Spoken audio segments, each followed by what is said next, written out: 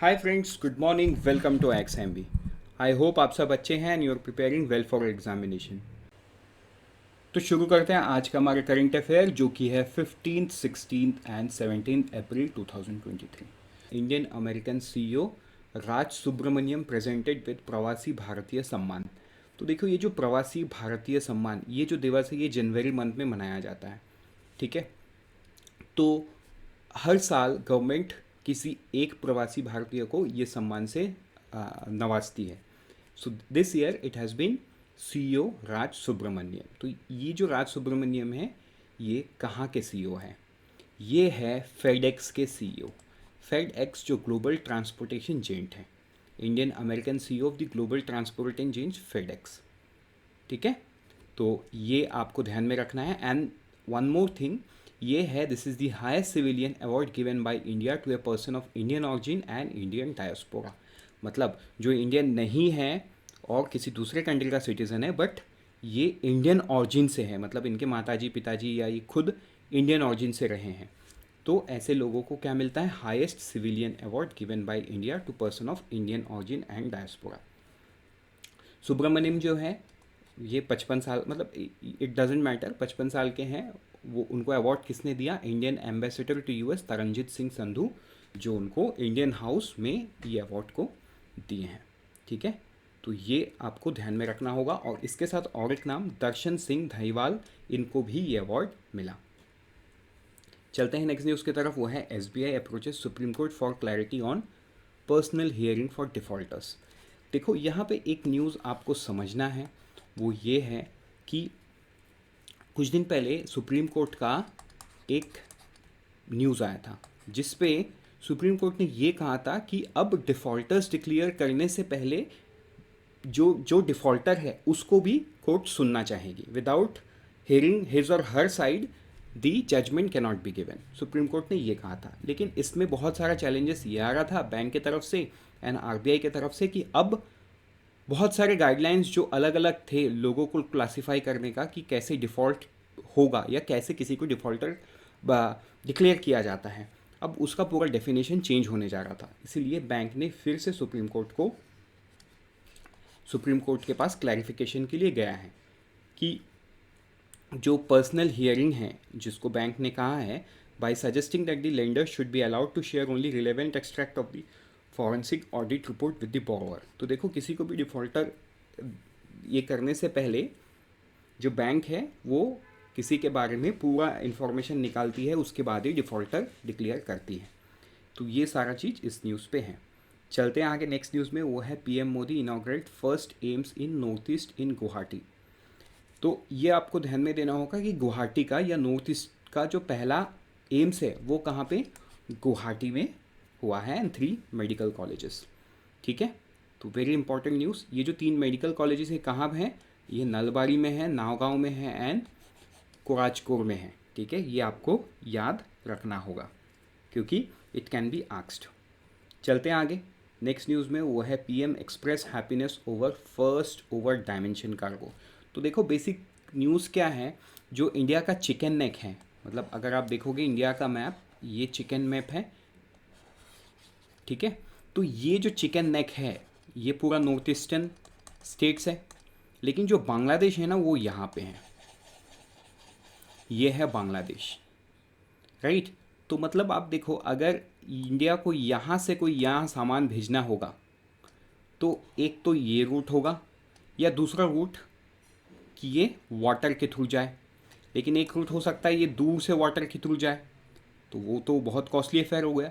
तो ये बांग्लादेश वाटर के थ्रू ये यहाँ पे ट्रांसफ़र होगा सामान। ठीक है। तो यही था न्यूज़ कि जो पहला मल्टी मॉडल पोर्ट है वो यूज़ किया गया है। कार्गो किसका गया है? नुमालीगढ़ रिफाइनरी का expansion project at it has reach Pandu multi modal port via Indo Bangladesh protocol root. तो ये आपको ध्यान में देना होगा।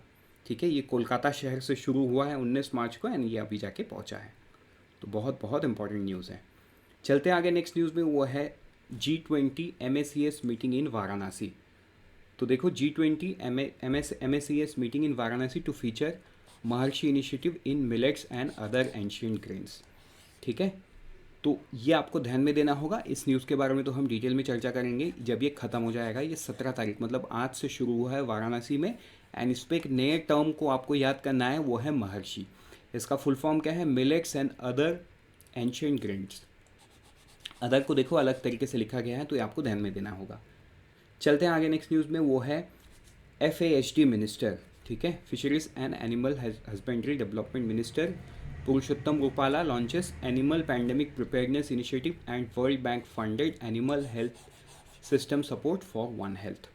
ठीक है, तो ये एनिमल्स के लिए किया जा रहा है ताकि एनिमल्स में अगर पैंडेमिक फैले तो उसको कैसे रोका जाएगा। तो ये वर्ल्ड वाइड फंडेड प्रोग्राम है जिसका नाम है animal health system support for one health. ये आपको ध्यान में देना होगा, एंड ये बहुत इंपॉर्टेंट है क्योंकि कई बार कुछ चीज़ें एनिमल में फैलती है तो वो फिर लंबे समय तक रहेगी तो ह्यूमन में भी आना शुरू हो जाएगा। वैसे ही कोविड जैसे इंसानों में फैलती है तो इंसानों से एनिमल में भी फैलने की चांसेस है। तो उनको भी बचाना है, उनको बचाने के लिए ये वर्ल्ड बैंक फंडेड जो प्रोग्राम है इसको भी इंडिया में लॉन्च किया गया इनिशिएटिव को। चलते हैं आगे नेक्स्ट न्यूज़ में, वो है NHAI National Highway Authority of India. इन्होंने क्या एनेबल किया है? FASTag based payment at forest entry point. तो जितने भी फॉरेस्ट एंट्री पॉइंट है उसमें ये इलेक्ट्रॉनिक टोलिंग टाइप का एक सिस्टम, जैसे कि फास्टैग वैसे ही एक सिस्टम को एनेबल किया गया है at the forest entry point. ठीक है, तो ये जो MOU है ये कहाँ से शुरू हुआ है? Nagarjuna Sagar सिसलम tiger reserve. ठीक है, ये कौन से स्टेट में है? आंध्र प्रदेश एंड तेलंगाना के स्टेट्स पे भरे हुए हैं। यहाँ पे इसको RFID टेक्नोलॉजी में एनेबल किया गया है। नेक्स्ट न्यूज़ में चलते हैं, वो है रीजनल ऑडिट आदि महोत्सव इन राउरकेला उड़ीसा। तो देखो सिंपल सवाल आपको ये पूछ सकता है कि रीजनल आदि महोत्सव कहाँ पे? अब ये रीजनल है तो ये मल्टीपल जगह पे होंगे, राइट। तो एज सच अभी कोई एग्ज़ाम नहीं है इमीडिएट, तो ये न्यूज़ शायद रिलेवेंट ना रहे आपके आने वाले एग्ज़ाम में भी, क्योंकि रीजनल है तो ये आने वाले दिन में और भी जगह पे होगा। बट आपको ये पता होना चाहिए कि राउरकेला उड़ीसा में जो स्टील प्लांट है वहाँ पे ये रीजनल आदि महोत्सव सेलिब्रेट किया गया है, क्योंकि ये सवाल पूछ सकता है कि राउरकेला में कहाँ पे किया गया? At SAIL exhibition ground Rourkela, ठीक है, with Steel Authority of India Limited. या ये पूछ सकता है कि कौन सा CPEC के साथ किया गया, सेंट्रल पब्लिक सेक्टर एंटरप्राइज, तो सेल के साथ किया गया। चलते हैं नेक्स्ट न्यूज़ में, वो है second G20 health working group meeting to commence in Goa from April 17। ठीक है, G20 health working group meeting to commence in Goa from April 17। अप्रैल 17 से ये G20 मीटिंग जो कहाँ शुरू होगा? गोवा में शुरू होगा। चलते हैं आगे नेक्स्ट न्यूज़ में, वो है union home minister and ministry of corporation. इन्होंने क्या दिया? महाराष्ट्र भूषण। महाराष्ट्र भूषण एक रीजनल अवार्ड है जो स्टेट का होता है, जैसे भारत भूषण या पद्म भूषण होता है, भारत रत्न होता है, वो नेशनल लेवल पे है और ये स्टेट लेवल पे है।